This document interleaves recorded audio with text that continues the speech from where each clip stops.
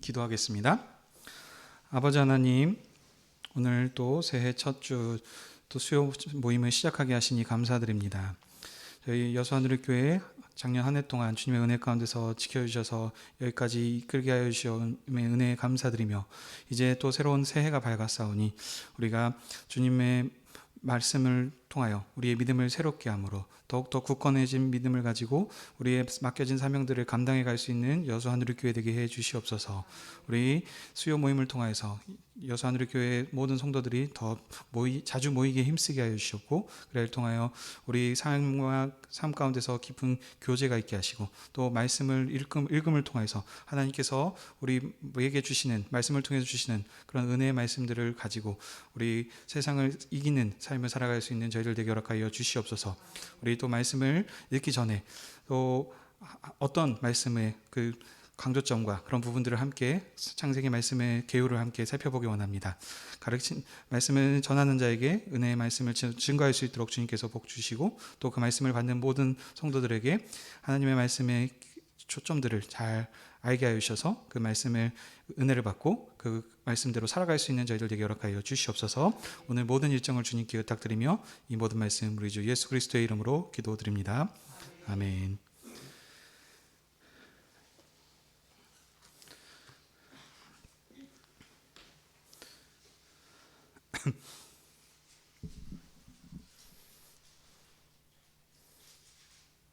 네, 창세기 개요 말씀 시작하도록 하겠습니다. 우리 이제 새해를 맞아서 하나님 말씀을 읽을 텐데, 그냥 읽는 것도 참 은혜가 있겠지만 저희들이 더 큰 효과를 나타내기 위해서는 그 저자가 말하고자 하는 바, 강조점이나 이런 부분들을 조금 더 초점을 맞춰서 읽었을 때 더 그 큰 참 은혜가 되리라 믿습니다. 그렇지 않고 그런 부분들을 무시하고 넘어가면 그 나름대로도 또 은혜가 될 수 있지만, 그 소위 말하는 내가복음이 될 수 있습니다.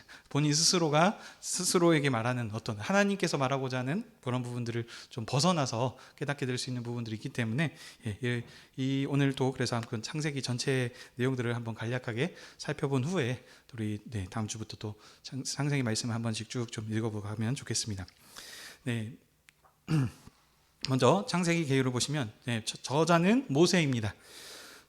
모세 5경 중에 창세기의 첫 성경이죠. 그래서 창세기, 출애굽기, 레위기, 민수기, 신명기까지 해서 총 모세 5경 5개가 모세가 기록한 성경으로 말을 합니다. 이 부분에 대해서도 또 뭐 다양하게 아니다 뭐 하는 부분들이 있는데, 여튼 그 중요한 것은 아무튼 저희는 성경의 권위를 인정하면서 가는 쪽에 지금 초점을 맞춰서 합니다. 그래서 기록 연대를 살펴보시면 이게 이제 비포 크라이스트라 그래가지고 이제 그 예수님 오시기 전에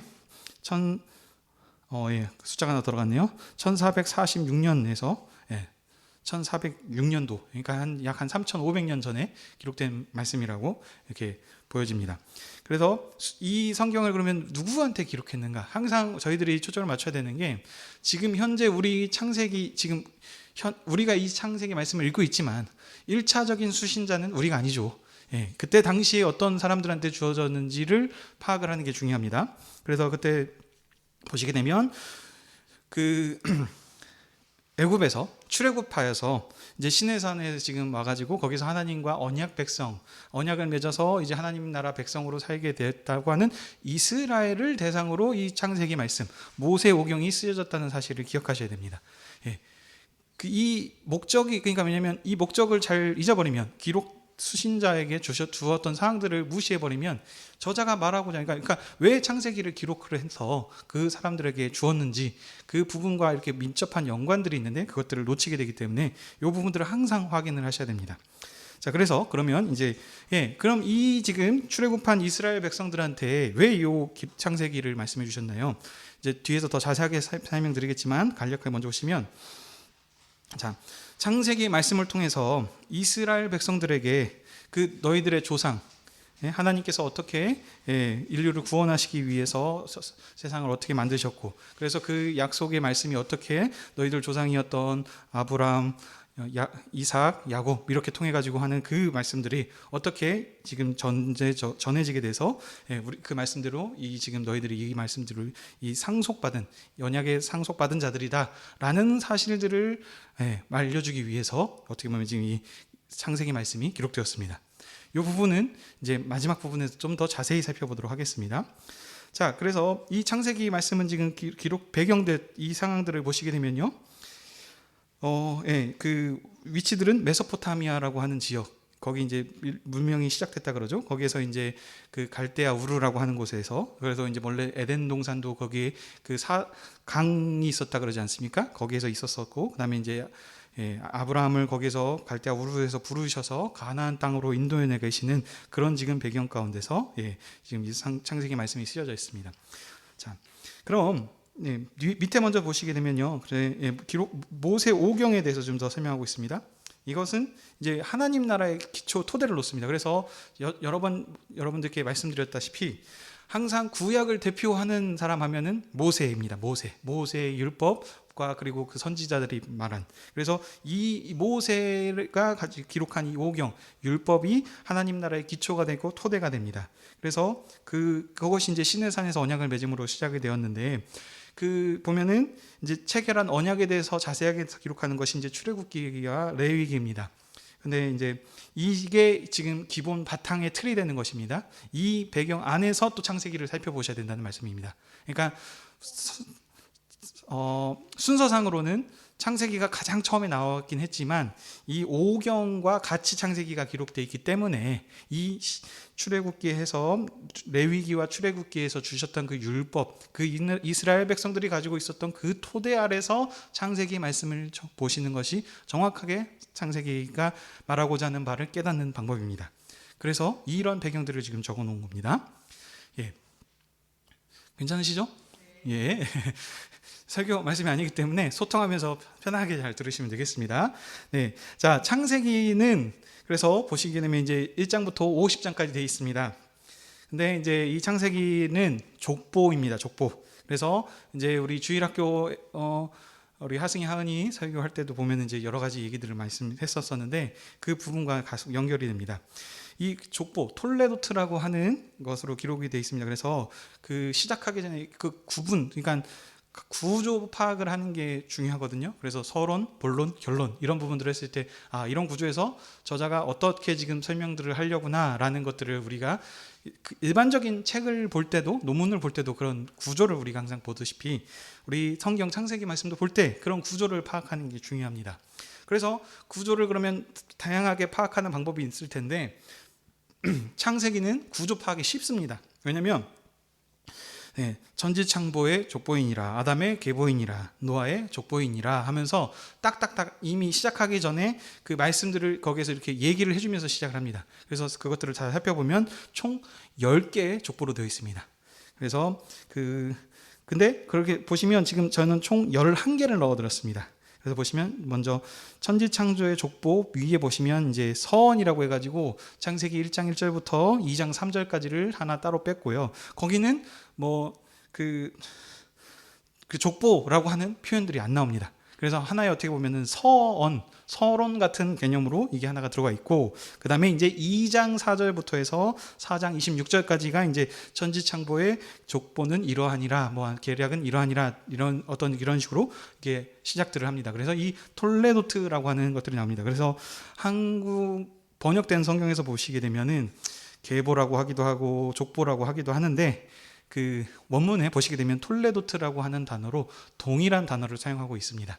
그래서 이게 지금 똑같이 계보가 족보이고 족보가 계보이다. 이런 상황들을 이제 좀 파악을 해주시면 되겠습니다. 자, 그러면 우선 천천히 보시겠습니다. 서원을 함께 좀 보시죠. 자, 서원은 창세기 1장 1절부터 2장 3절까지의 말씀입니다. 자, 그러면 이 서원은 창세기의 서론이 되면서도 성경 전체, 창세기부터 시작해서 요한계시록까지가 말씀하고 있는 성경 전체의 서론이 되기도 합니다. 이 창세기 1장 1절부터 2장 3절까지가요. 자, 그러면 이 서원의 말씀을 대단히 중요합니다. 왜냐하면 여기에서 이제 대략적으로 이러이러한 얘기를 할 겁니다라는 것을 언지해주고 그 다음에 본론에 가서 그걸 자세하게 풀어서 설명을 하고 결론에서 다시 한번 그거를 정리하면서 이제 강조하고 끝나는 보통 흐름들로 글이 써지지 않습니까? 마찬가지이기 때문에 이 창세기도 이 1장 이 부분들을 이제 잘 이해하는 것이 중요한데요. 자세하게 살펴보지 않고 간략하게 살펴보고 가겠습니다. 그래서 혹시 나중에 기회가 된다면 이제 그때는 창세기 1장, 2장 뭐 이런 식으로 해서 좀 디테일하게 보면서 그때 더 얘기를 드리도록 하겠고 지금은 개략적으로 개요를 서론을 쭉 한번 살펴보겠습니다. 자, 그러면 이제 여러분도 아실 겁니다. 태초에 하나님께서 천지를 창조하시니라 해가지고 첫째 날 뭘 만드시고 둘째 날, 셋째 날 하면서 이제 쭉 그 하나님께서 창조하신 내용들에 대해서 설명들을 하고 있죠. 그렇죠? 예. 자, 그러면 이 내용을 통해서 말하고자 하는 것이 무엇일까요? 이제 그런 것들을 말을 해야 되는데, 자, 아까 말씀드렸습니다. 창세기 서론이 전체 성경의 서론도 된다. 이 부분이 왜 중요하냐? 하나님께서 그 일하심을 보여주시는데, 이 서론을 통해서 하나님께서 어떻게 역사의 방향을 이끌어 가시고 하나님께서 어떤 목표를 가지고 계셔서 그 목표대로 하나님의 구원 계획이라고 하는 이제 그런 역사를 진행해 가실 것인지를 이 서론의 말씀에서 우리가 파악을 할 수 있는 것입니다. 자, 다시 말씀드리면 이 보시다시피 이제 말씀으로 천지와 창조를 창조하셨구나라는 내용들을 설명을 하는데 이걸 통해서 단순하게 그냥 하나님께서 천지 창조를 어떻게 처음부터 이런 식으로 만들어 주셨구나라는 사실을 그 사실 자체를 우리에게 알려주시려고 하는구나. 틀린 말은 아닌데 그것이 정확한 목적이 아니라는 거죠. 또 보시면요. 자, 그다음 두 번째로 이제 사람들이 여기 말씀을 통해서 이제 하도 여러 번 읽으실 거예요. 왜냐하면 항상 새해가 되면 여러분들 하시는 게 이제는 마음을 좀 새롭게 잡아서 하나님의 말씀을 잘 읽어봐야지 해서 항상 첫 번째 쫙 피시면서 창세기 1장부터 읽으시거든요.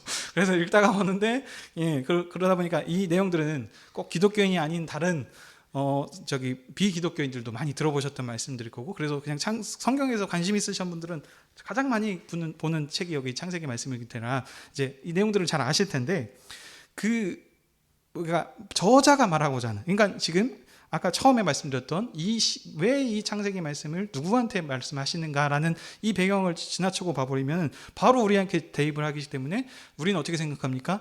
지금 현재 우리가 살고 있는 세대는 진화론과 창조론이 지금 대립하고 있지 않습니까? 그래서 사람은 창조된 것이 아니고 뭐 이제 아주 작은 세포부터 해가지고 이제 진화돼가지고 이제 이렇게 되었다라고 하는 진화론과 지금 창조론이 이렇게 대립하고 있는 상황이 있지 않습니까? 그래서 바로 그쪽으로 접근을 해서 얘기를 하고 있는데 그거는 후의 얘기인 거고 지금 이때 당시에는 진화론 자체가 없었습니다. 지금 유대인 출애굽한 이스라엘 백성들한테는 그 진화론 지금 대해서 설명할 지금 배경이 아니란 말씀이신 거죠.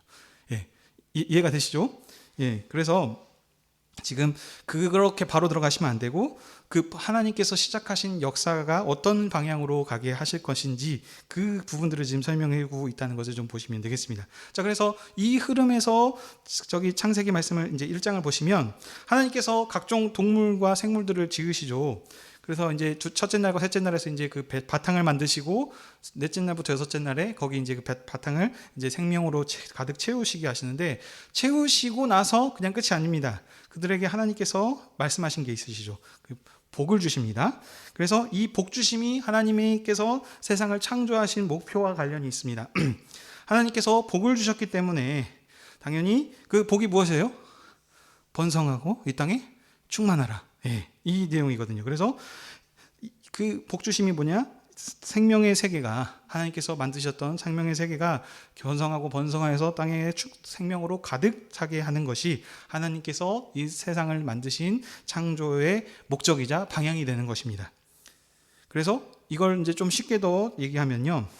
자, 하나님께서 창조하실 때 빛이 있으라라고 하면서 빛으로 만드셨고, 그 다음에 이제 질서를 만드시기 시작합니다. 그래서 낮이 되고 밤이 되고, 그래서 이제 첫째 날이고 둘째 날이고, 그래서 이제 계절이 생기고 하는 여러 가지 그 질서. 그 전에는 혼돈과 섞여 있는 상황들이었죠.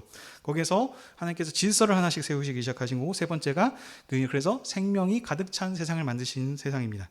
그래서 이 부분들을 정리하면 뭐냐면 하나님께서 창조하신 것은 그 생명이 가득 찬 이 세상이 하나님께서 만드신 질서대로, 법칙대로 세상이 이렇게 경영하도록 가는 세상을 만드셨다는 것이 하나님의 이제 창조의 목적이 되겠습니다.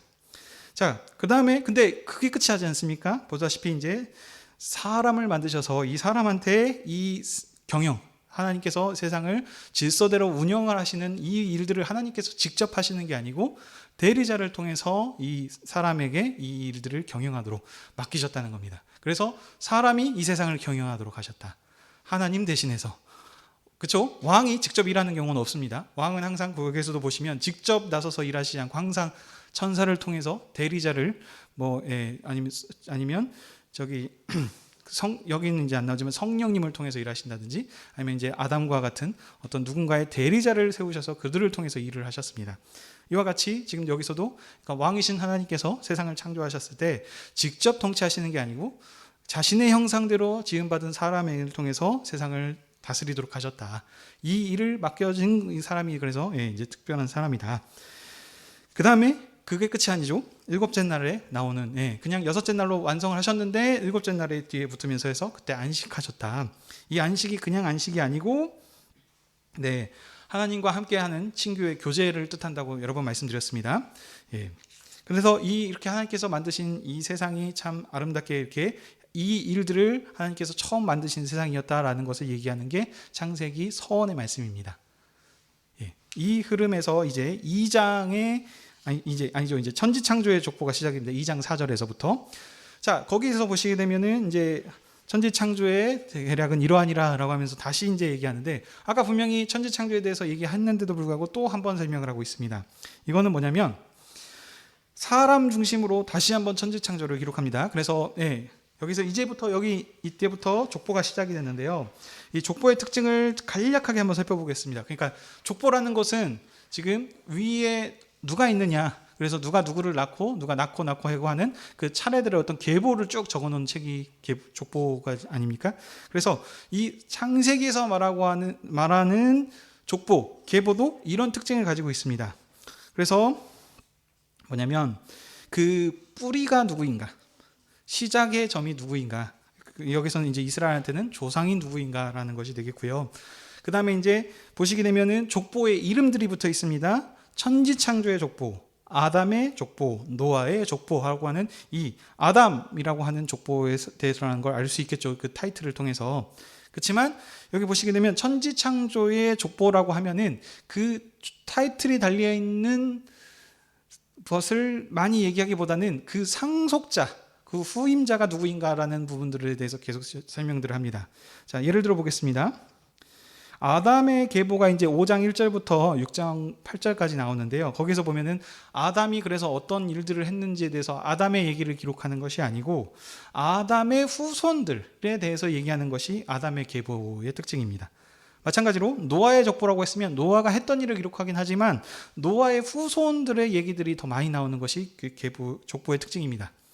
후임자, 그러니까 이제 여기 언약 관점을 보게 되면은 그래서 이 언약에 상속받은 상속자가 누구인가, 이 흐름에서 지금 이 족보를 설명을 하고 있는 것이 특징입니다.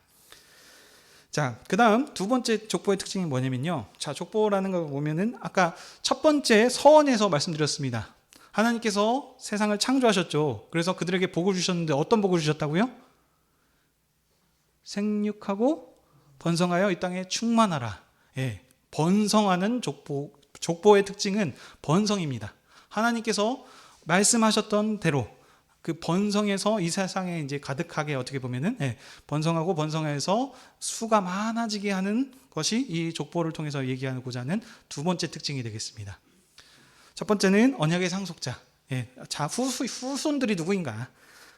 후손들이 누구인가에 대해서 얘기를 했고요. 두 번째가 하나님께서 복 주신 대로 번성했다라는 거 하는 그 특징들을 얘기하는 게 족보의 특징이 되겠습니다. 자, 이런 흐름에서 이제 천지창조부터 간략하게 또 살펴보시면요. 사람 중심으로 다시 천지창조를 기록합니다. 그래서 보시게 되면 첫 번째 천지창조에서 얘기했던 내용과 약간 다른 부분들이 생깁니다. 그래서 뭐 비가 내리지 않았다가 나중에 이제 뭐 했다 보면 꼬임들이 생기는 부분들이 있습니다. 근데 지금 이건 다시 말씀드리지만 사람을 중심으로 다시 해석해서 보니까 예를 들면 뭐냐면 사람을 위해서 이 천지창조를 하셨다. 이 천지 창조를 만드셔가지고 사람한테 선물로 대리 통치자로 이 세상을 다스리게 하셨다라는 부분을 강조하기 위해서 지금 얘기하는 족보입니다. 자, 그래서 그들에게 처음에 이제 사명을 주시죠. 이 땅을 다스리고 정복하고 해라. 그렇지만 그다음에 그들을 통해서 그러니까 언약을 하십니다. 그래서 대신에 뭐냐? 생명나무에 그것은 먹지 마라. 이것은 나라의 왕권으로 인정하라라고 하는 어떤 지금 그런 것입니다. 근데 아시다시피 이제 사람이 불순종합니다. 하나님께서 주셨던 그 대리 통치자로서의 충성을 하고 이를 사명을 감당하는 것이 아니고 하나님과 같이 되려하여 금하신 선악과 선악을 알게 하는 나무를 따먹을 통해서 죄가 세상에 들어와서 그래서 어떻게 되었나요? 하나님께서 지으셨던 처음에 만드셨던 서원에서 천지 창조하셨던 그 질서가 무너지기 시작합니다. 그래서 다시 빛으로 만드셨던 세상 가운데 어둠이 들어오게 되었고요. 그 다음 하나님께서 창조하셨던 질서, 하나님이 왕이시고 사람이 대리 통치자로서 세상을 대신 다스리시는 이 지금 질서들이 깨지기 시작합니다. 그 다음 세 번째가 그래서 원래 생명으로 가득 찬 세상이었는데 이제 죽음이 들어오게 되면서 하나님께서 처음 만드셨던 세상이 어떻게 보면은 이제 그 망가지게 된 것이죠. 그래서 이 망가진 일을 하나님께서 회복시키시기 위하여서 이제 다시 또 언약을 하십니다. 근데 언약만 하시는 것이 아니고 그들에게 심판을 하시죠. 그래서 에덴 동산에서 죄를 지었기 때문에 쫓겨나게 됐지만 그럼에도 불구하고 하나님께서 자비로우셔서 그들과 언약하셔서 3장 15절에 여인의 후손을 주시겠다라는 약속을 통해서 그 약속이 이어지도록 하는 자 무엇이냐 창세기 서원에서 얘기하셨던 그 아름다웠던 하나님께서 지으셨던 그 창조의 세계가 망가졌기 때문에 이제 그 본론에서는 그 망가진 세계 지금 언약을 통해서 그 다시 회복시켜 주시겠다라고 하는 그 회복시켜 주시는 역사가 진행되는 것이 지금 본론의 얘기입니다. 그렇기 때문에 서원이 중요하다는 겁니다. 하나님께서 원래 계획하셨던 그 아름다웠던 빛이 있고 생명이 있고 질서가 있는 이 세상이 죄가 다시 들어와서 그 하나님의 세상 그래서 그 안식 하나님과 함께하는 친교의 교제가 깨어졌기 때문에 하나님께서는 이제 그 언약을 통해서 이 깨어졌던 세상을 다시 회복시키시는 역사를 진행해 가신다는 것이 이제 출애기부터 창세기 이제 그 아담의 계보 이후부터 해가지고 요한계시록까지 그런 내용들이 이제 계속 쭉 다 기록이 된다는 것입니다. 그러면 결론의 부분도 그와 연결이 돼 있다는 것으로 이제 알 수 있겠죠. 네, 이런 흐름입니다. 자, 그래서 다시 전지창조의 족보를 좀 다시 살펴보시면 등장인물은 딱 5명입니다. 좀 더 나오긴 하는데 족보를 지금 그게 중요한 것이니까 아담과 하와가 나오고요. 그다음에 그 아담과 하와가 쫓겨나가지고 이제 에덴 동산에서 나와서 이제 하려는 것이 무엇입니까? 하나님께서 약속하셨던 여이젠 후손을 통해서 너희를 회복시키고 뱀의 머리를 짓밟게 해주시겠다.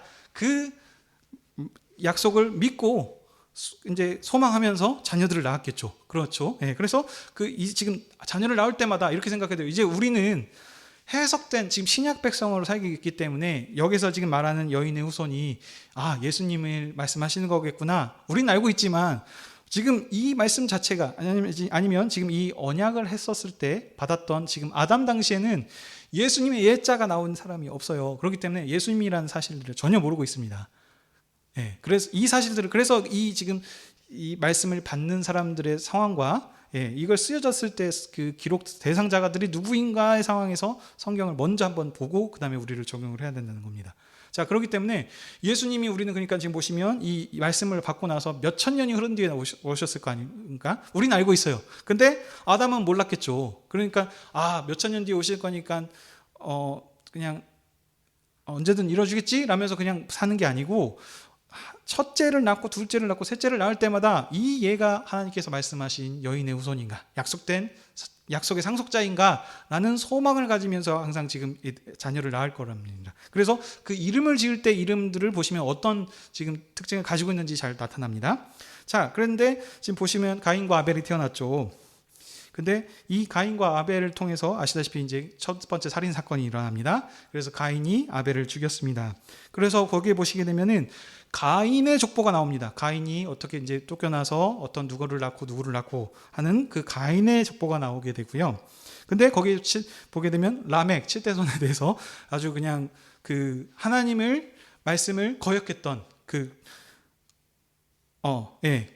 거기서 여기 어떻게 보면 이제 꽃을 피운다 그래야 될까요? 열매가 아주 풍성하죠. 그래가지고 나를 죽인 자는 어린아이를 하면서 그래서 더 77배가 벌을 받을 것이다라고 하는 이런 지금 얘기를 하는 식의 지금 얘기를 하고 있죠. 자, 그러면 그 다음에 가인이 아벨을 죽였습니다. 근데 이 아벨이 하나님의 어떻게 보면 상속자, 하나님의 언약을 이어받을 부류였는데 그 이어받을 부류가 지금 없어져 버리지 않습니까? 죽었기 때문에. 그러면 지금 하나님의 약속이 지금 연결되지가 않는 겁니다. 예, 그런 지금 흐름이죠.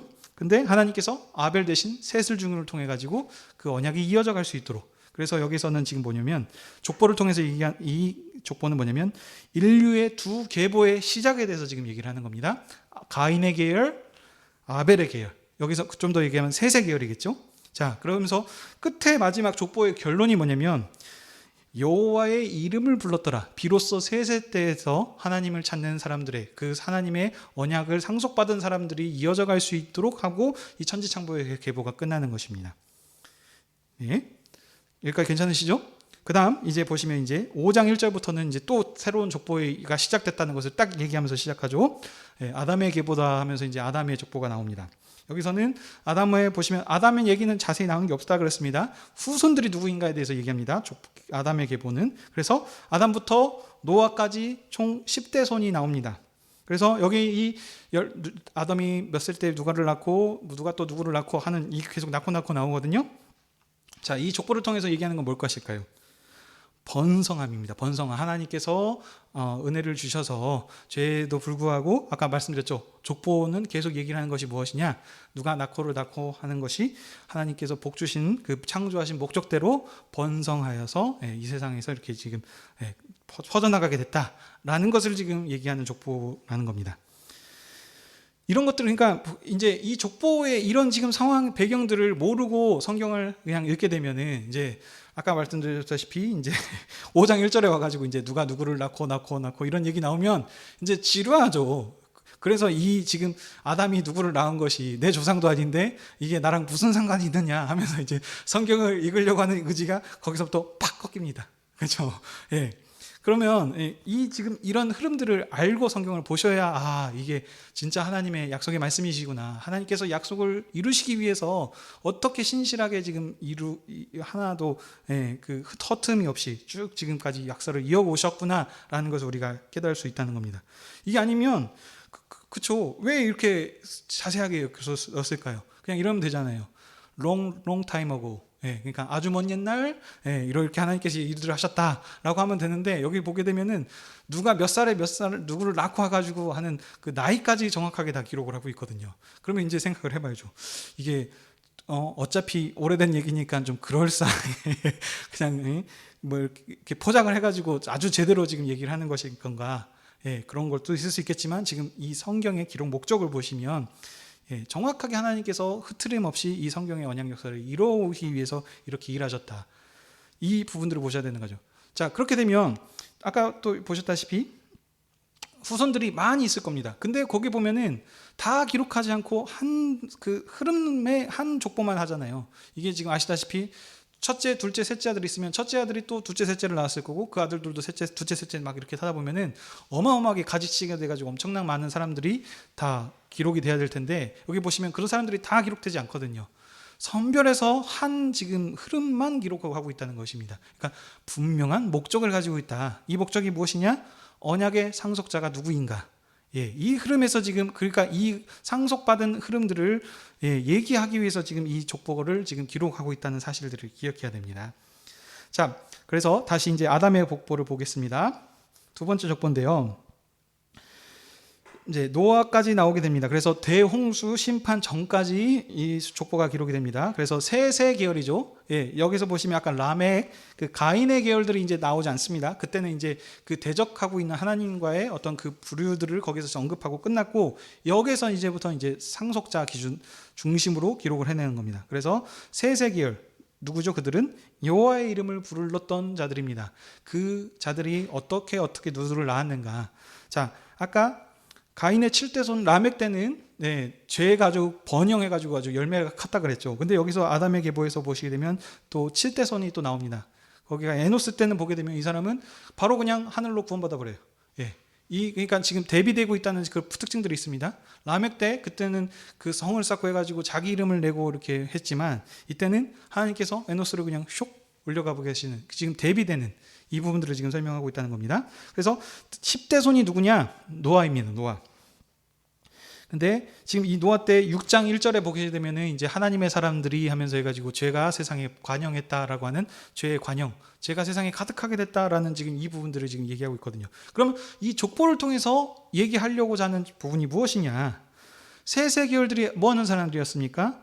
여호와의 이름을 부르는 사람들, 여호와의 언약 백성들의 언약을 상속받아서 지금 이어져 가야 될 사람들인데, 이 사람들이 하나님의 창조 질서를 회복해야 될 사람들이 여호와의 이름을 부르지 않고 그 가인의 문화처럼 세상의 힘의 문화를 따라서 똑같이 살았다는 거예요. 그러니 하나님께서 원래 창조하셨던 세상에 그 하나님의 사람들이 언약 백성들이 언약 백성답게 살지 못하니까 이 세상이 어떻게 보면 존재할 이유 자체가 없어져 버리는 거예요.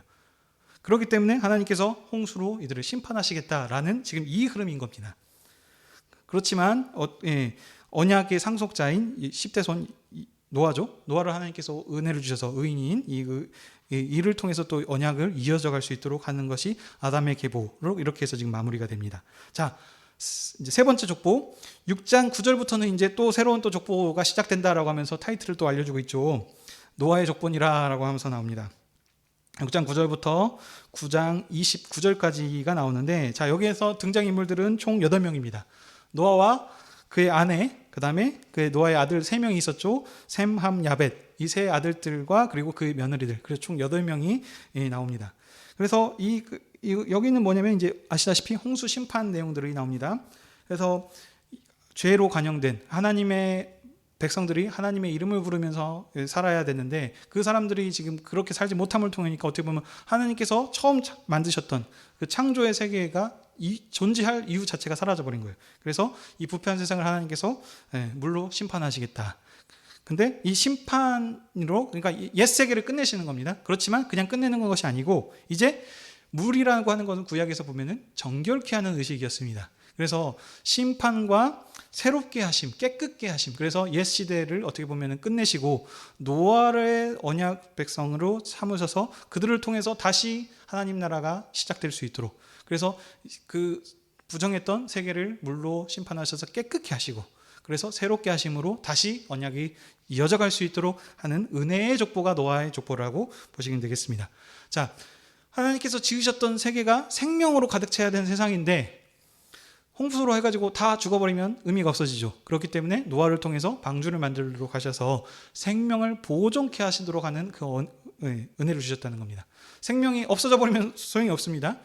그래서 하나님께서 처음 만드셨던 그 각기 종류대로 그 상대로 이렇게 있었던 그것들을 다 남게 하셔서, 그래서 다시 노아를 통해서 무지개 언약을 주심을 통해서 다시 그들에게 또 얘기하시죠. 생육하고 번성하여서 이 땅에 충만하라 라고 하는 그 은혜의 언약을 이어갈 수 있도록 하시는 것이 이 노아의 족보가 얘기하는 것이다. 괜찮으시죠? 네. 자, 그 다음 네 번째입니다. 자, 그래서 이제 노아가 그렇게 은혜를 받고 이제 나왔습니다.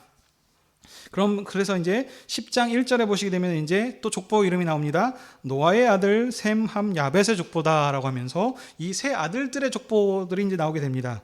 그래서 보시게 되면 이제 11장 9절까지의 이제 그 족보들이 나오는데요. 보시게 되면은 셈, 함, 야벳 순서로 나오지 않고 이 순서가 바뀝니다. 근데 이 순서들도 그냥 기록하는 것이 아닙니다. 그래서 항상 마지막이 핵심입니다. 마지막에 나오는 족보가 핵심입니다. 자, 그래서 이제 여튼 이렇게 보시게 되면 이 족보를 통해서 얘기하는 것이 무엇이냐? 뭐겠습니까? 생육하고 번성하여서 각기 흩어져 가지고 종족과 나라를 이루게 돼서 이렇게 이 땅이 지금 가득하게 하시기 복 주셨다. 그걸 얘기하려고 하는 것이 족보가 이 셈, 함, 야벳의 족보의 특징입니다. 자, 근데 보시면 그들이 하나님께서 자 생육하고 번성하여서 흩어져서 이 땅에 충만하라 그랬는데 충만하게 하는 일이 벌어진 것이 아니고, 보시다시피 그 불순종하는 역사가 또 나옵니다. 거기에 보시면 분명히 흩어져서 무지개 언약을 죽여서 다시 물러는 세상을 심판하지 않겠다 했지만 그들이 그 언약을 믿지 못하고 자기 이름을 내기 위해서 또 어떻게 했습니까? 바벨탑을 지었습니다. 그래서 흩어지지 않고 우리 이름을 내서 이렇게 하자라고 하나님께서 흩어져서 이 땅에 충만하라고 하는 그 언약과 지금 반대되는 일들을 합니다. 그래서 여기 보시게 되면은 그 니무롯이라고 하는 사람 나오는데 그때 그 사람들한테 보면 영이 나타납니다. 그래서 용사가 나타났다. 그 용사라 하나님 앞에 용사라고 했는데 이 용사가 그 히어로를 뜻하는 게 아니라 그랬습니다. 여기서는 그 영웅주의, 그러니까 하나님의 힘, 하나님의 질서를 의지하고 따라서 사는 사람이 아니고 자기의 힘과 그 힘의 논리로 세상을 경영하고 있는 그 사람들의 지금 그걸 얘기합니다. 자, 그래서 그 사람들을 통해 가지고 어떻게 했습니까? 하나님께서 약속을 지금 정반대로 가고 있거든요. 그럼 다시 하나님께서 어떻게 보면은 내 이놈들 하면서 해가지고 이제 싹 쓸고 다시 시작하실 수 있는데 하나님께서 분명히 언약하셨거든요. 다시 이렇게 물로 심판하지 않으시겠다. 그래서 이런 불순종에도 불구하고 하나님께서 그들에게 은혜를 주셨습니다. 어떻게 해요? 그런 불순종에도 하나님께서 언어를 혼잡케 하심을 통해 가지고 흩어져서 각 나라와 종족을 이루도록 하나님께서, 그러니까 사람의 불순종에도 불구하고 하나님께서는 자신이 처음에 계획하셨던 그 언약 역사를 이루시기 위해서 일하셨던 겁니다. 언어를 혼잡케 함을 통해 가지고 사람이 불순종에도 불구하고 하나님께서는 신실하셔서 그 어느 그 하나님의 계획을 어떤 세력도 지금 방해하고 회방 놓을 수 없다는 겁니다. 그래서 그렇게 지금 언약을 이어져 가게 하시는 것이 역사를 얘기하는 것이 지금 노아의 아들들 셈, 함, 야벳의 족보입니다. 자, 네 번째 족보 봤습니다. 근데 자, 그리고 이제 다섯 번째 족보입니다. 11장 10절부터 26절까지 나오는데 셈의 족보가 나오죠.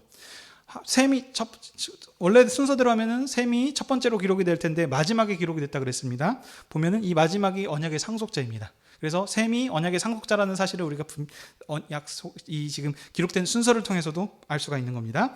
자, 이 셈의 족보의 특징은 셈부터 데라까지를 기록을 합니다.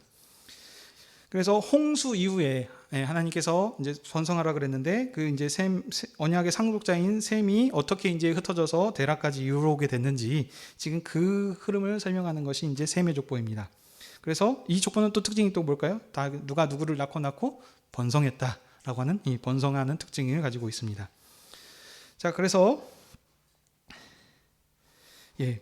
그다음 이제 이 데라까지 왔습니다. 그래서 이제 이 데라부터 이제 여섯 번째 족보가 나옵니다. 데라의 족보가 11장 27절부터 25장 11절까지 가장 긴 내용을 지금 차지하고 있죠. 그래서 여기 이 데라의 족보가 나옵니다. 근데 데라의 족보라고 했으면 아까도 말씀드렸다시피 데라 얘기는 별로 안 나옵니다. 그 상속자, 그 후임자가 누구인가, 그 후임자의 얘기들에 대해서 초점을 맞춰서 많이 얘기한다 그랬습니다. 그래서 아시다시피 데라는 아들이 3명 있었죠. 아브람과 나홀과 하란, 이렇게 3명 있었습니다. 그래서 이 3명의 아들들을 기록하는데 나홀과 하란은 그냥 언급 정도 하고 그냥 지나간 거고, 보시다시피 이제 12장부터 해가지고 25장까지 쭉 지금 언약의 상속자 아브람에 대해서 지금 길게 설명을 하는 것이 이 데라의 족보의 특징입니다. 자, 그래서 여러분 아시다시피 이제 하나님께서 아브람을 부르시죠. 갈대아 우르에서 나오게 하셔서 이제 하란에서 이제 그 가족들과 또 헤어집니다. 그래서 거기에서 데라가 죽고 형제 나홀과 하란을 남겨놓고, 근데 롯은 같이 따라오게 되죠. 조카 롯. 그래서 이제 내가 너에게 지시할 땅으로 가라. 그래서 그 언약의 말씀을 믿고 이제 가는 그 여정을 그린 것이 이제 그 데라의 족보입니다. 그래서 하나님께서 약속하셨던 거는 첫 번째, 내게 후손을 주어서 이 땅을 주겠다. 후손을 주고 이 땅을 주고 그다음 너를 통해서 모든 민족이 복주게 하겠다라고 하는 이 언약을 하나님께서 지은 겁니다.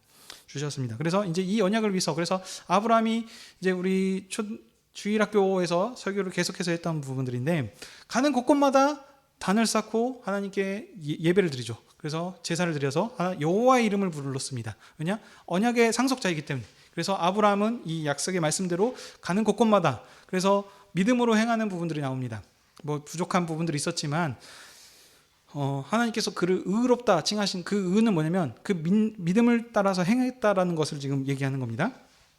그래서 보시면 자기 땅이 하나도 없지 않습니까? 그리고 아들이 없었음에도 불구하고 그렇지만 하나님께서 이 땅을 주시겠다라고 약속하셨기 때문에 그 약속을 믿고 막벨라 굴, 그 굴을 사지 않습니까? 장사 지낼 곳, 자기가 지금 살고 있는 자기 한마 집은 없는데 그 묘지부터 이제 구입을 해놓은 거예요. 그러니까 왜냐? 자기는 지금 자기 때 이 땅을 상속받지 않고 400년 뒤에 주신다 그랬으니까. 그래서 자기가 살 땅은 없지만 하나님께서 그 약속을 이루시겠다라는 것을 믿고 자기가 묻힐 땅부터 먼저 세놓은 거죠. 믿음으로 했다는 거요. 우물을 팠다는 것들도 그런 것이고요. 예. 지금 그 흐름들로 지금 데라의 족보를 설명하고 있는 것이 특징입니다. 자, 7번째 족보입니다. 7번째 족보는 이스마엘의 족보인데요. 보시면 그냥 족보가 아닙니다. 여기서는 가로쳐가지고 길게 그 추가 설명해 주는 부분들이 있습니다. 뭐라고 되어 있죠? 사라의 여종 애굽인 하갈이 아브라함에게 낳은 아들 이스마엘의 족보라 라고 하면서 다른 족보와는 특징에 긴 부사가 붙어 있어요. 설명하는 설명구가. 그래서 이거는 그냥 한 게 아니죠. 이것도 다 의미가 있습니다. 그래서 족보의 이름에 붙은 이것이 이 족보의 특징입니다. 무엇이냐? 종의 족보가 특징입니다. 그러니까 아브라함의 상속자의 족보가 아니고 아브라함의 아들이긴 하지만 상속자로서 모든 것을 물려받은 언약의 상속자의 족보가 아닌 종으로서 받는 족보의 족보다라는 지금 특징을 얘기한 겁니다. 네, 지금 이 흐름에서 보셔야 되는 거예요. 그러니까 네, 여기 보면 상속자 기준으로 해서 언약의 상속자들만 기록을 했을 텐데 여기 이스마엘도 지금 들어왔단 말이죠. 그럼 이스마엘 말고도 또 다양한 자녀들이 나왔을 텐데 그 자녀들에 대해서는 언급 따로 하지 않고 있습니다. 그러니까 이스마엘을 기록했다는 것 자체가 어떤 분명한 목적이 있는 거예요. 예, 무슨 목적이냐? 이 사람이 지금 언약의 상속자가 아니었습니다. 그렇지만 어찌됐든 첫째 아들이었거든요. 그렇죠? 그래서 언약의 상속자가 아니었지만 하나님께서 이 언약의 상속자가 아닌 이스마엘에게도 은혜를 주셨습니다. 그래서 그에게 어떤 은혜를 주셨습니까? 번성하고 번성하게 하는 은혜. 그래서 그때 마지막에 뭐라 그럽니까? 12두령을 낳아서 그들이 다 큰 나라가 되게 해주셨다. 언약의 상속자가 아님에도 불구하고 하나님께서 그 은혜를 주셔서 복을 주셔서 상륙하고 번성하게 하는 그 은혜를 주신 족보가 이스마엘의 족보다라는 것입니다. 그러니까 지금 이렇게 성경에서는 얘기하고 있는데 이런 흐름들을 무시하고 보시면 어떻게 보면 지금 이 이스마엘의 후손들이 지금 뭐 가자지구라든지 해가지고 이스라엘과 지금도 지금 전쟁하면서 이거 하고 있는 사람들이 있거든요. 그래서 그 사람들이 이때 지금 그때 문제 일으키는 애들이 지금도 남아가지고 이렇게 막 대적하고 있다 뭐 이런 식의 지금 흐름들로 설명하는 게 아니고 지금 이 흐름들을 무시하고 현재로 갖고 와서 그러는 겁니다. 그러니까 누구한테 기록했느냐? 출애굽한 이스라엘 백성들.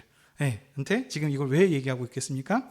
나중에 이제 출애굽 때 보게 되면은 이스마엘의 후손들 뒤에서 이제 에돔 족속들과도 만나게 되는 얘기들이 나오거든요. 그 흐름들 가운데서 그래서 지금 이렇게 봐야 되는 것이지 지금 이런 부분들을 무시하고 보게 되면 성경에서 말하고자 하는 큰 흐름들을 지금 잊어버리게 된다는 겁니다. 자, 이스마엘의 족보는 그래서 종으로 받는 복받은 족보이다 이겁니다. 자, 그다음 8번째 족보입니다. 이삭의 족보죠. 이삭의 족보에도 또 수식어가 붙어 있습니다. 아브라함의 아들 이삭의 족보다라고 하면서 25장 19절부터 시작이 됩니다. 정확하게 아브라함의 아들 상속자가 누구냐? 이삭이다라는 지금 수식어를 통해서 분명하게 말씀해주고 있는 겁니다. 그래서 아브라함의 언약을 이어받는 상속자가 이삭이다. 이 특징 이것이 이제 이삭의 족보입니다. 그래서 이삭의 족보에서는 그 상속자가 누가 나오냐? 에서와 야곱이 나옵니다. 그래서 그들의 이야기들이 이제 나오는데요. 자, 이삭의 족보의 특징은 뭐냐면 또 아버지 아브라함의 약속을 상속받았습니다. 그래서 아버지 때 아브라함 때 있었던 약속들이 이삭의 때에 비슷하게 동일하게 반복이 되는 일들이 많습니다. 그래서 지금 제가 우리 주일학교 애들한테도 설교할 때 보면은 반복된 사건들을 지금 같이 얘기해 주고 있거든요. 지금 아브라함도 기근이 있어가지고 기근을 피해가지고 애굽으로 내려갔었고 그때 여기 근데 이삭 때도 기근이 왔다. 근데 차이점이 있다. 아브라함은 애굽으로 피난 갔지만 이삭은 피난 가지 못하게 하셨다. 왜냐? 그는 가나안 땅을 상속받았기 때문에 내려가지 말고 하나님께서 여기 있으라 그랬다 하는 어떤 그런 특징들. 그 다음에 또 저기 군대 장관과 가지고 같이 아비멜렉과 이렇게 같이 그 언약을 화친의 조약을 맺고 그러는 부분도 아빠 때 있었던 게 동일하게 아들 때도 있고 또 우물을 파서 다시 여호와의 이름을 부르는 것들도 그렇고 그러니까 이런 지금 흐름이 뭐냐? 언약의 상속자가 이삭이 확실하다라고 하는 어떤 그런 지금 부분들을 이 족보를 통해서 얘기를 해주는 겁니다. 근데 여기 보시게 되면 이제 이삭이 아들을 낳죠. 아들을 낳는데 리브가를 얻어서 하는데 그때 태에서 쌍둥이가 있었죠. 그래서 태에서부터 다툼이 일어납니다. 그래서 여기 이미 태에서 다툼할 때 그래서 하나님께서 분명하게 얘기를 해주셨어요. 그 이삭의 상속자는 누구이냐? 둘째가 상속자다라는 것을 이미 여기서 하나님께서 얘기를 해주신 겁니다. 에서와 야곱이 태어났는데 에서가 아니고 둘째가 상속자가 라는 하는 사실을 이미 여기서 지금 알려주고 시작을 하시는 겁니다. 그래서 여러분도 아시다시피 이제 자라나가지고 팥죽으로 해가지고 에서가 장자권을 그냥 팔아버렸고, 그래서 나중에 이제 야곱이 아버지를 속여서 이렇게 지금 이제 장자권을 이렇게 성취하는 부분들이 있잖아요. 이 속이는 부분들을 가지고, 그러니까 언약을 무시하고 받아들이면, 이 야곱이 이렇게 사기꾼 나쁜 놈이었는데 하나님께서 복 주셔서 이 사기꾼도 들어서 하나님께서 은혜를 주셔서 복 주셔서 이렇게 쓰셨다라는 지금 흐름이 아니고요. 이 지금 언약 배경에서 보시는 것은 무엇이냐면 장자권 다툼인 겁니다. 하나님의 사람이 하나님께서 약속하셨던 말씀을 위해서 형과 그 장자권을 찾기 위한 지금 처절한 전투 가운데서 지금 야곱이 승리하였다. 그래서 이 언약을 성취를 받아서 지금 이뤄가는 그 흐름으로 지금 설명을 하고 있다는 겁니다. 이 흐름들을 놓쳐버리면 단순하게 사기치는 아주 저급한 사람을 하나님께서 들어서 쓰셨다, 이런 부분도 없지 않아 있겠지만 이 언약의 관점으로 봐야 된다는 겁니다. 언약의 관점으로. 자, 그래서 승리를 했지만 형이 자기를 죽이려고 해서 어쩔 수 없이 이제 피하게 되지 않습니까? 그래서 외삼촌 라반의 집에 가서 일을 하면서 아내를 얻었죠. 아내를 4명을 얻게 됩니다. 그래서 4명을 통해서 12아들을 얻게 됩니다. 그리고 이제 뭐 아시죠? 그래서 이제 다시 돌아오게 될 때 하나님과 씨름하는 장면도 나오고, 그 다음에 형 해서와 만나서 화해하고, 그 다음에 이제 하나님께서 이름도 바꿔주시죠. 이스라엘이라 하면서 언약, 새 이름들을 주셨습니다. 그리고 가나안 땅으로 다시 들어와서 이제 가나안 땅을 주신다 그랬으니 가나안 땅에서 살아야 되는 게 맞죠. 그래서 가나안 땅에서 살고 있는 이 지금 흐름들을 얘기하는 것이 이제 이삭의 족보의 특징입니다. 근데 마지막에 또 보시게 되면 그 딸 디나 사건이 35장, 34장에 이렇게 보면 나옵니다. 이게 이제 딸이 이제 놀러 갔다가 이렇게 안 좋은 불미스러운 일이 생겨가지고 이걸 통해 가지고 이제 걱정하고 있었는데 그 할례를 받으라 그래가지고 이 할례를 빌미로 해가지고 요 세겜 사람들을 다 죽이게 되는 이런 지금 안타까운 일을 합니다. 이게 뭐냐면 하나님께서 어떻게 보면 은혜로 주셨던 그 언약의 표 같은 건데, 이때는 지금 제대로 공식적으로, 왜냐하면 출애굽기 때 지금 그 명시해 놓은 것은 아니지만 하나님께서 아브라함한테 말씀하셨지 않습니까?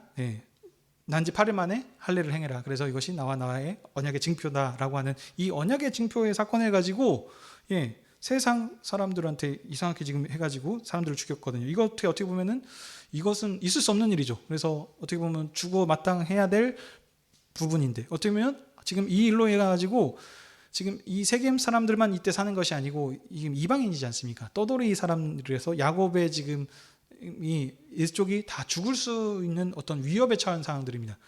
그렇죠? 주변에 있는 사람들이 얘 이런 거 보사 해가지고 이제 힘을 합쳐가지고 이제 멸하려고 할 수 있는 어떤 상황 가운데서도 하나님께서 이 일을 지금 다시 베델로 올라가라 그러셔서 거기에서 이제 다시 여호와의 이름을 부르면서 하나님께서 그를 이제 지키시고 보호하셔서 은혜를 주셔서 그 이어가게 해주시는 그런 족보라는 것이 이제 이삭의 족보입니다. 자, 그다음 9번째 족보이죠. 에서의 족보가 나옵니다. 근데 여기서도 보면은 에서라고만 나온 게 아니고 옆에 여기 에서 곧 에돔의 족보다라고 하면서 해가지고 또 여기 특징이 나옵니다. 그러니까 이 에서는 뭐냐면 나중에 하나님께서 이 에서 장자권을 가벼이 여겼던 사람입니다. 그래서 그렇기 때문에 장자의 명분과 장자가 받아야 될 복을 다 빼앗겼습니다.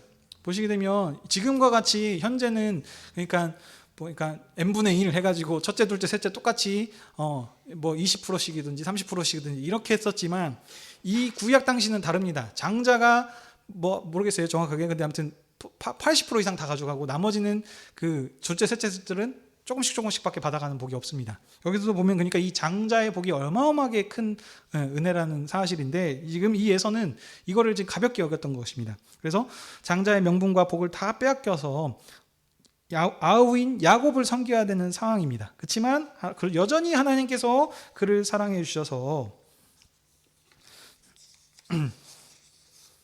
그를 사랑해 주셔서 어떻게 하셨냐면 복을 주셔서 번성케 하셨습니다. 세일산에서 강력한 왕국을 이루도록. 그래서 세일 하면은 떠올리셔야 되는 게 뭐냐면 에돔의 족속이 거기서 살고 있다. 그래서 이스마엘을 복 주신 하나님께서 에서도 하나님께서 복을 주셔서 큰 민족과 세력을 이루도록 하나님께서 복 주셨다 하는 그 번성하고 복 주신 은혜의 족보라는 것이 특징입니다. 자, 그다음 이제 마지막 야곱의 족보가 나옵니다. 37장 2절부터 50장 이제 끝까지 다 나오는데요. 여기서도 보시게 되면 이제 야곱의 족보가 딱 시작한다라고 했는데 야곱의 족보는 이러하다라고 했는데 야곱 얘기는 잘 안 나오고 첫 번째 딱 나오는 게 보면은 꿈꿨대요. 누가? 요셉이 꿈꿨다라고 합니다. 그러니까 딱 벌써 요셉 얘기가 첫 번째 나왔다는 것 자체가 약간 뭡니까? 아까 저기서도 그 이삭의 족보에서도 두 나라가 태에서 다퉜다라고 하면서 해가지고 큰 자가 작은 자를 섬길 것이다라는 이 얘기 하셨죠? 여기서 지금 뭐예요? 야곱의 족보 누가 상속자라는 걸 얘기하고 있는데 요셉이 나왔다는 얘기가 여기서는 요셉이 언약의 상속자가 되겠구나라는 것을 이미 우리가 이제 파악할 수 있는 겁니다. 그래서 요셉이 꿈꿨다라는 시작을 해가지고 아시죠? 이제 그래서 뭐 색동옷을 입었는데 뭐 볕단과 해와 달발과 별들이 절을 했다. 이것을 내가 시기받고 하는 상황들 아시죠? 그 얘기가 나옵니다. 근데 그러고 그냥 쑥 지나가면 될 텐데 또 38장에 보게 되면은 갑자기 또 어떤 족보가 누가 나옵니다. 누구냐면 유다와 다말이라고 하는 또 사건이 나옵니다. 여기서도 그러면 좀 파악을 할 수 있겠죠. 이상하다. 요셉이 상속자였는데 한 명이 더 나오네. 유다도 또 다른 상속자입니다. 그래서 여기서는 두 명의 장자가 나옵니다. 그래서 요셉과 유다라고 하는 두 장자가 쌍끌이 족보 특징이 야곱입니다. 야곱의 족보.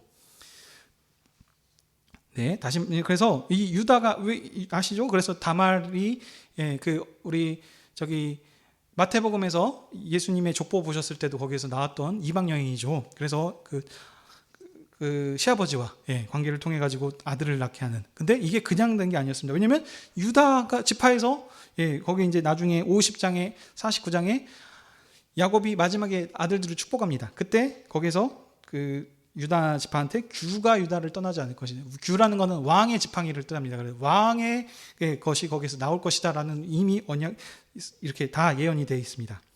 자, 그러면 생각을 해봅시다. 유다는 야곱은 몇 명의 아들들이 있었나요? 12명이 있었죠. 그래서 첫째는 루벤이었습니다. 그 다음에 그럼 둘째는 누굴까요? 유다가 아닙니다. 둘째는 시므온과 레이입니다. 근데 이 시므온과 그러면 자 보세요. 그럼 왜 아까 말씀드렸다시피 첫 번째 장자가 상속받아야 되는데 그러면 아까는 에서가 아니라 그래서 둘째가 하니까 야곱이라고 얘기했었는데 왜 여기서는 그러면 여기서 이미 하나님께서는 요셉이라고 정해졌으니까 요셉은 그렇다 치지만 그러면 두 번째 사람이라 그러면은 순서대로 했으면 루벤이었을 텐데 왜 루벤이 안 받고 그러면 시몬도 아니고 레위도 아니고 유다인가? 이 부분들을 아셔야 될 텐데 이 성경에까지 자세히 보시면 첫 번째는 루벤이 나중에 보시면 아버지 첫 비라와 동침함을 통해 가지고 아버지의 침상을 더럽힘을 통해 가지고 장자의 명분을 잃어버리는 사건이 나옵니다. 그래서 그것이 첫 번째가 있었고요. 이 시므온과 레위는 아까 디나 사건 얘기하셨죠? 말씀드렸죠. 그래서 그 할례를 받으라 그래놓고 다 이렇게 싹 없애버리고 하는 이 사건을 주도했던 사람들이 시므온과 레위입니다. 그래서 둘째와 셋째 어떻게 보면 그 장자를 받을 수 있는 사람이었는데 불구하고 이런 일들 통해 가지고 그 장자권에서 이제 멀어지게 된 겁니다. 그래서 그럼 그 다음 순서가 누구냐? 네 번째인 유다. 그래서 이 유다가 이 지금 언약을 상속받은 이 흐름이다라는 사건들을 통해서 지금 그냥 단순하게 그냥 기록된 게 아닙니다. 성경이 계속 지금 방향에서 모든 것들을 지금 설명하고 있다는 겁니다. 자, 그래서 유다가 나온 걸 그렇고요. 그 다음에 이제 39장 이후에는 그럼 뭔 얘기입니까? 요셉이 이제 애굽으로 팔려가게 돼서 거기서 이제 뭐 여러 가지 수많은 겪어서 꿈을 해먹기도 하고 그래서 결국에 총리가 되어서 기근이 그때 발생했죠. 그래서 그러면 이 지금 요셉이 거기 내려갔던 이 일들의 그 자세한 지금 흐름들을 설명하고 있는데 이게 그러니까 결국엔 무엇이냐면요. 자, 기근이 나타나서 가나안 땅에 큰 흉년이 들었습니다. 흉년 때문에 야곱과 가족들이 다 굶어 죽게 생겼어요. 더 나아가서 가나안에 있는 사람들뿐만이 아니고 이 요셉이 없었으면 요셉이 이 총리가 되어서 대비하지 않았다면 애굽을 비롯한 그 중동 지방에 있는 모든 사람들이 지금 다 굶어 죽게 생긴 상황이에요. 그래서 하나님께서는 이것을 통해 가지고 요셉을 이미 정해 주셔서 이 요셉을 통해서 첫 번째는 누굽니까?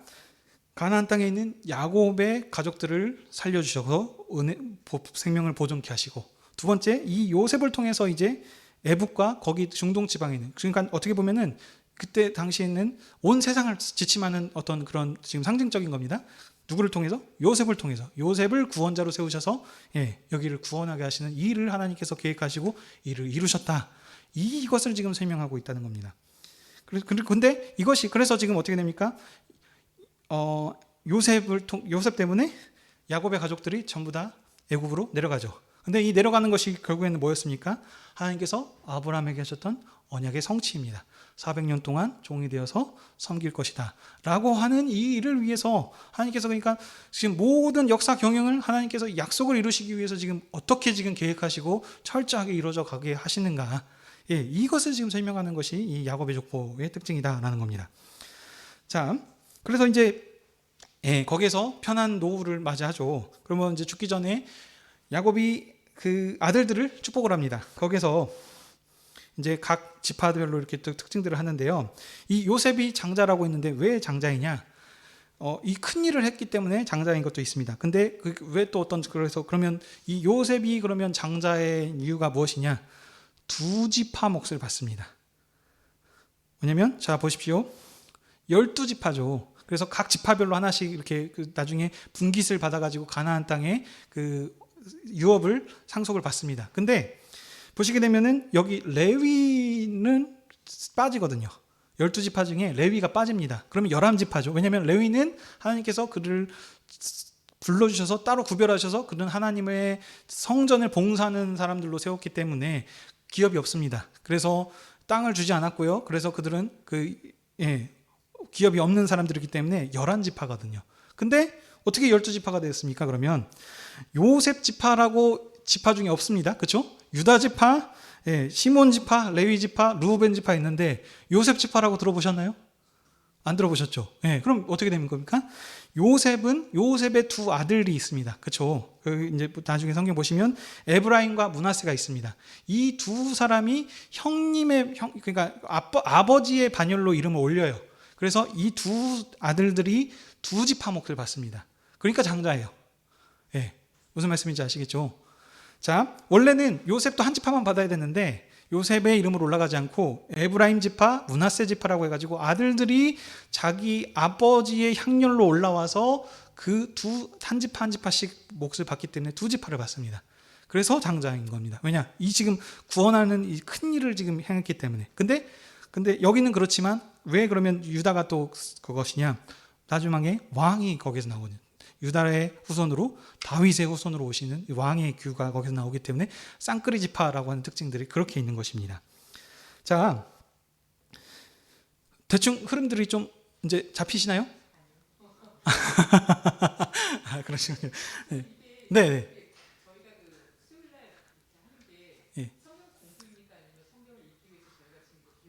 네, 성경 개요를 살펴보는 겁니다. 그러니까 그렇죠. 그래서 지금 이런 제가 설명했던 부분들이 지금 드러나는가 안 드러나는가를 한번 살펴보시면 좋겠다는 겁니다. 그러니까 이 흐름들이 없으면 단순하게 이제 사건에 치중을 하게 되면 아까 같이 왜 디나 사건을 여기서 기록하셨고 유다와 다말 그 어떤 그 시아버지를 하는 그런 사건들이 왜 여기 기록됐는지 이유와 원인을 파악을 할 수가 없게 됩니다. 그러니까 지금 뭡니까? 지금 족보를 통해서 이제 제가 이제 지금 전체 흐름은 쫙 살펴봤거든요. 제가 이제 마무리를 지을 건데, 자 그러면 창세기 전체를 지금 다 살펴봤습니다. 그러면 이것을 지금 첫 번째 누구한테 주셨습니까? 출애굽한 이스라엘 백성들한테 이 말씀을 주셨다는 겁니다. 이걸 항상 잊어버리시면 안 된다는 거예요. 그러니까 그러면 이걸 왜 그들한테 주셨을까요? 이제 이 부분들을 이제 받아들여야 된다는 겁니다. 이 부분들을 건너뛰고 그냥 우리에게 직대입을 하게 되면은 지금 보시게 되면 이스라엘 백성들한테, 공동체한테 주신 겁니다. 개인이 아니고 그들의 특징들이 뭡니까? 하나님께서 이스라엘 백성과 언약을 체결해 가지고 언약 백성이 된 사람들입니다. 그러니까 그러면 그들은 잘 보십시오.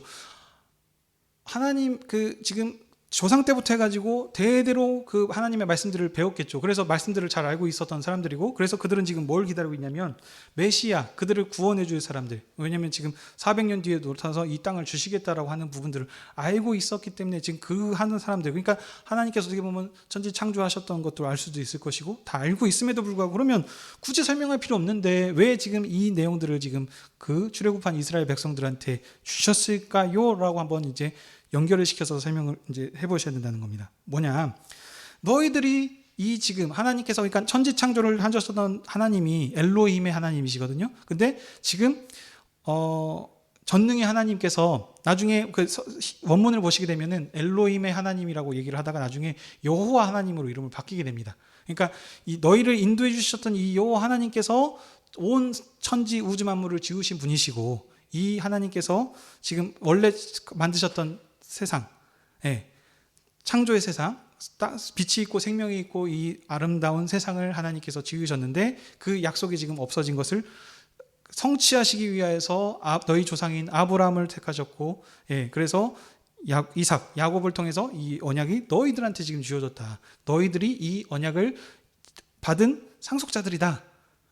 이 부분들을 지금 정체성에 대해서 지금 설명을 하려는 겁니다. 족보를 보시게 되면, 그러니까 대부분 족보를 왜 자랑합니까? 내가 이마만큼 뿌리가 튼튼하고 유명하고 이런 좀 의리의리한 집안이야 라는 지금 자기의 정체성을 지금 자랑하기 위해서 지금 보통 족보들을 얘기하지 않습니까? 내가 뭐 어디 뭐 무슨 문대손에 하다 이런 지금 얘기들. 근데 지금 이건 뭐냐면 너희들이 이 언약을 상속받은 상속자들이라고 지금 얘기를 하는 겁니다. 그러면 이 상속받은 거를 왜 얘기를 합니까?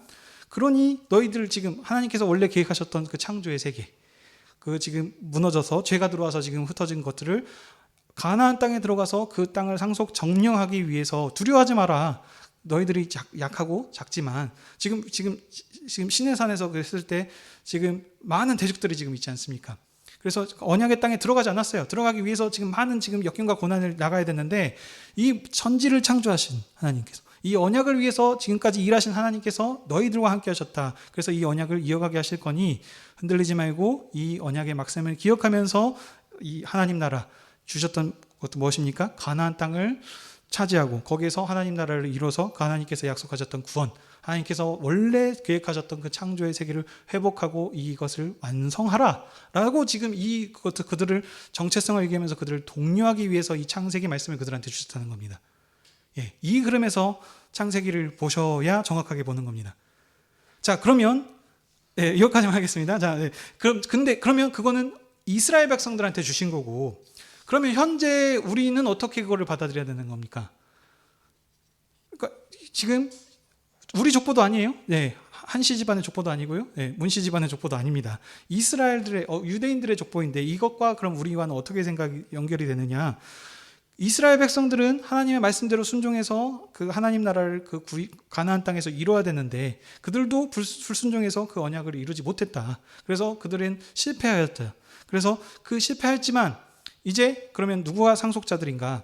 예수 그리스도를, 새로운 시대가 왔기 때문에 예수 그리스도를 믿는 교회가 그 언약을 상속받은 상속자들이다. 그래서 이스라엘은 실패하였지만 교회는 깨어서 이 하나님 예수 그리스도를 통해서 완성하신다고 하던 그 말씀, 하나님께서 처음 창조의 세계 때 만들어졌던 빛이 있고 생명이 있고 질서가 있는 이 세상을 이제 완성하기 위해서 교회를 불러주셔서 이 언약을 상속받은 자들이 바로 교회이다.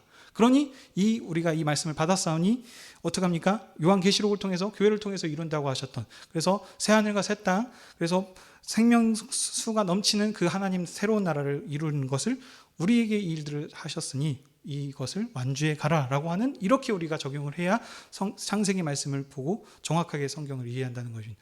이게 아니면 단순하게 족보를 통해서 뭔 얘기를 하려고 하시나, 아니면 지금 또 다양한 어떤 사건 사고들이 있는데 홍수 심판이 왜 일어났고, 이런 부분들이 연결이 안 된다는 겁니다. 그냥 하나의 퍼즐로 그냥 돌아다니고, 예, 조금 어려우실 것이라 생각이 듭니다. 그렇지만 아무튼 지금 이 포인트를 잡으셔야 된다는 겁니다. 예. 그래서 요것을 빼뜨리고 봐버리면 그냥 세상 일반 지식과 다름이 없습니다. 보시면 아까도 두 지금 부류가 나온다고 그랬습니다. 영웅주의, 하나님과 대적하는 힘의 나라를 세웠던 자들, 그들의 만류가 어떻게 될 것이냐. 너희 그렇지 마라. 우리는 어떤 자들이냐? 여호와의 이름을 부르는 자들, 하나님께서 지으셨던 창조의 질서대로 살아가는 언약의 상속자들이니 세상의 것을 추구하지 말고 하나님의 말씀대로 순종하면서 그것을 언약을 이루어가라 라고는 이 정체성을 지금 얘기하기 위해서 성경 말씀이 기록했다는 사실입니다. 그래서 그것을 잃어버리면, 이것을 빼고 봐버리면 이제 그냥 하나의 우리에게 도덕경 같이 어떤 지혜를 줄 수 있는 잠언과 같은, 예, 그런 정도나, 아니면 착하게 좋게 잘 살게 하는 그 정도의 책으로밖에 우리한테 적용이 되지 않는다는 겁니다. 예, 통해서 뭘 얘기하느냐? 그렇게 착하게 잘 살고 하는, 그러니까 목적이 뭐냐? 하나님의 구원의 언약 성취를 위해서 이 일들을 하나님께서 이루셨으니 우리가 그걸 이뤄가라 라는 지금 흐름에서 모든 성경이 다 기록되고 얘기하고 있다는 것입니다.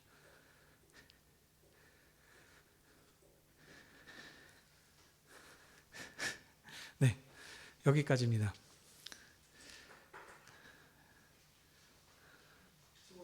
네. 자, 질문 이따가 또 받기로 하고, 우선 시간이 많이 갔기 때문에 기도하고 마치도록 하겠습니다. 사랑의 하나님, 2023년에 맞이해서 우리 여수하늘의 교회 수요 모임을 시작하게 하시니 감사드립니다. 우리가 하나님 말씀을 묵상하고 읽음을 통해서 하나님께서 주시고자 하는 은혜를 우리가 체험하기 원합니다. 그러기 전에 오늘 창세기 계유의 말씀을 통해서 어떤 흐름 가운데서 창세기가 기록되었고, 그래서 우리가 어떻게 성경을 봐야 되는지 창세기 말씀을 통해 우리에게 알려주시니 감사드립니다. 많이 어려울 수 있지만 하나님 우리 마음이 정말 하나님의 말씀을 사모하고자 하는 마음으로 다가간다면, 우리가 문을 두드린다면 하나님께서 그 말씀을 열려주게 하실 거고 깨닫게 하실 줄 믿습니다. 주님께서, 성령님께서 우리에게 함께하여 주셔서 그리스도께서 우리에게 말씀하셨던 그 가르침을 생각나게 하시고 알려주시옵소서.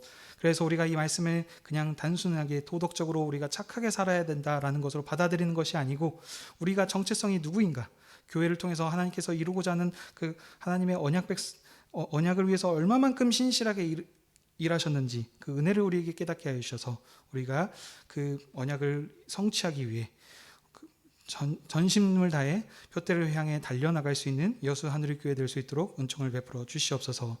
이 시간에 함께하지 못한 또 성도들이 있습니다. 어디 있든지 간에 주님께서 지켜주시고, 다음 시간에 또 함께 모여서 성경 말씀을 읽음으로 하나님께서 주시고자 하는 그 은혜를 함께 누리며 나아갈 수 있는 우리 교인들 되게 허락하여 주시옵소서. 우리가 모임을 더욱더 모이기에 힘써서 공동체가 서로 친밀한 교제가로 하나 되어져서 그리스도 안에서 교회를 이뤄갈 수 있도록 도와주시옵소서. 감사드리며 이 모든 말씀 예수님의 이름으로 기도하옵나이다. 아멘.